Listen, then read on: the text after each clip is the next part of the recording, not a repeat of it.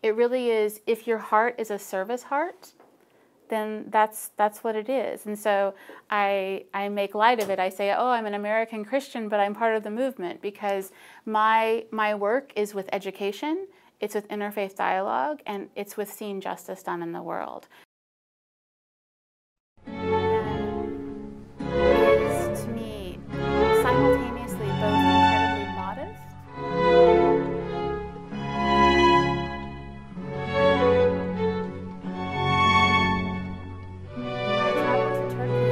students that I recognized myself in them, and I saw students for whom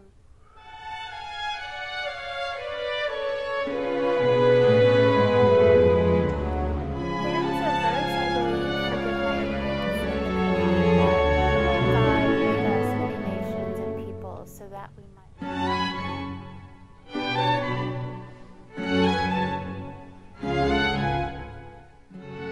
My name is Stephanie Varnon Hughes. I'm a PhD student at Claremont Lincoln University, where I'm studying interreligious education. I begin my dissertation hopefully later this spring. I am also working for Claremont Lincoln University on their interfaith programs and on telling the story of the university. I'm also the editor-in-chief of the Journal of Interreligious Studies, so professionally and personally, interfaith dialogue is a huge part of my life. I'm inspired by the Hizmet movement.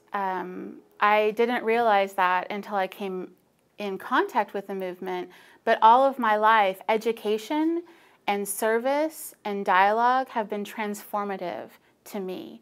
So when I encountered the movement, first in classmates and then professionally, seeing dialogue institutes at professional conferences and reading academic papers written by people who referenced the movement and the work of Mr. Gülen, I began to see, oh, there is an entire movement of people that are studiously and earnestly involved in things that I'm involved in.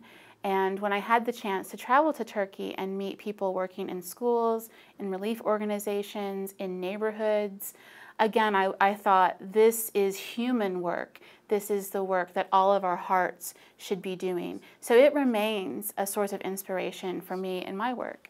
Mr. Gülen is, to me, simultaneously both incredibly modest and a visionary. And I see that anyone who has studied his words or has come in contact with him or has become part of the education projects that he began long ago has also had the transforming power of service, education, peacemaking, and dialogue. And so it's strange to think that one person with a deep heart and a commitment to living so that others may live can really change the world. And yet I see this person, Mr. Gülen, as someone who's not interested in personal power or personal acclaim or making speeches about himself. It's really about letting others live. One of the things that always strikes me about Mr. Gülen is his appreciation for poetry. And I myself, when I was a child, would sit in a tree and write poems, and I felt very close to God in those moments. And I had good teachers who would comment on my poetry every single time. And I know that Mr. Gülen has said that poetry and the imagination gives us access to the infinite. And I'm thankful for the teachers who have helped me foster that skill. And I just think it's another fruit that someone who does so much for education and service also wants to nourish the souls of people. Not just give them a desk, not just give them books, not just give them aid, but make sure that the imagination and the soul are not luxury items. They're for each person. When I was a little girl, I lived in a very rural town, a coal mining town. My father was a coal miner, my grandparents were farmers, and not many people went to college. And so the idea that I could go to college and become a writer or a thinker was very far to me. And when I traveled to Turkey, I saw students that I recognized myself in them. And I saw students for whom just an education changes their lives and generations after them. And so I think that one of the major contributions of the movement is to make a good life accessible. And it doesn't matter who you are. It doesn't matter if you're Muslim or Christian or male or female, or you have money or you don't have money. you can have access to education. And not only education, but sometimes food and aid and medicine and the things that you need. There are people in the community through the Hizmet movement who can make that happen. And so I recognize that the things that happened to me that allowed me to flourish and do this interfaith work is happening for others through the movement. There is a verse, I believe, forgive my ignorance, in the Quran that God made us many nations and peoples so that we might get to know one another. And that has a scholarly impetus. That is, each of our scholarships and our brains and our knowledge, if we only study ourselves and we only study the small world around us, our knowledge will never be enriched. But if we get to know one another and get to know more about science and more about the world and more about other things, our knowledge is enriched. So from a scholarly perspective, that idea is profound. And from a personal perspective, we all are enriched by relationship, by friendship, by trying new foods, by hearing new music, by being exposed to art. So that religious verse really plays out in the choices that I've made as a scholar and as a professional. One of the really remarkable things about the Hizmet movement is that there is no hierarchy. There is no person to tell me if I'm doing it right or wrong, or to say, Stephanie, you have to jump through this hoop or that hoop.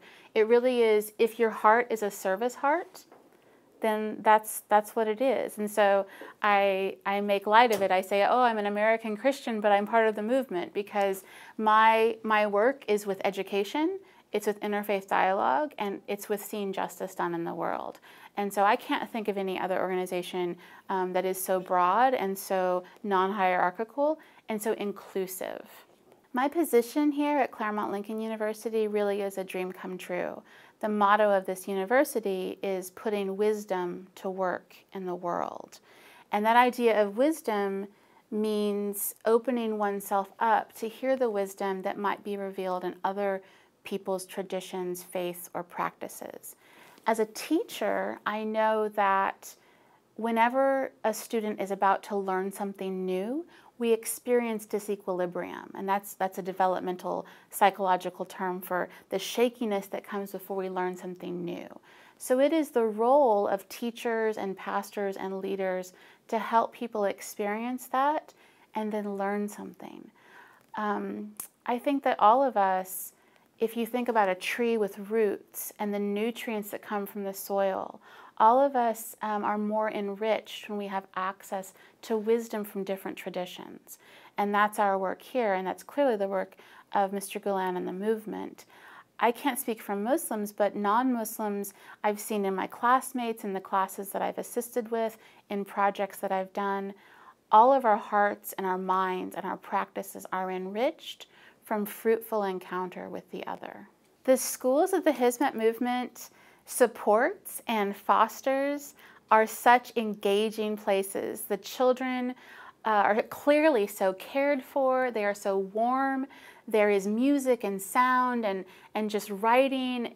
They were really inspiring. Honestly, I taught in cities here in the United States, and sometimes the teaching was very hard. And there were students coming from really disadvantaged places, and my heart sometimes was breaking because I didn't have resources. And visiting schools in Turkey, really I felt myself rejuvenated by seeing the possibilities that these schools were giving students. It really, I can't say enough how profound it is to give this gift to every child, no matter his or her background or how much money their parents have. It's essential and it's life-giving. If you take that away from a child, you're taking it away from her family and the generations after her. You really are taking away the most important thing, which is a chance at life. Last summer here in the United States, there were tornadoes that happened in the state of Oklahoma, and my little sister and her husband lost their house. And she is not a believer, she's not Christian, but she said that all of the aid that helped them get their lives back came from religious organizations, and she was thankful for that. So when I visited Kimse Yok Me, I felt that connection again of an organization who was giving so much aid to thousands of people, no matter what country, no matter what they looked like, no matter who they worshiped, just giving the aid where it was most needed. And I thought, this is what my family experienced. And I think in the face of devastation, when people have no hope, our role as children of God is to give hope, is to use our traditions and our wisdom and the resources we've been blessed with to give back. I cannot think of a reason to criticize any organization that meets people where their need is in the world. I think the work speaks for itself.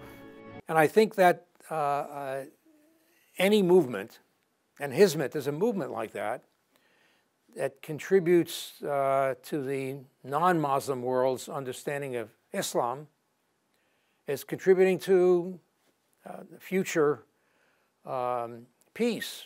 And the Hizmet movement is really inspired by Gülen's philosophy and the message that, you know, it isn't about the I, it's the I within the whole, and it's an organic, holistic system.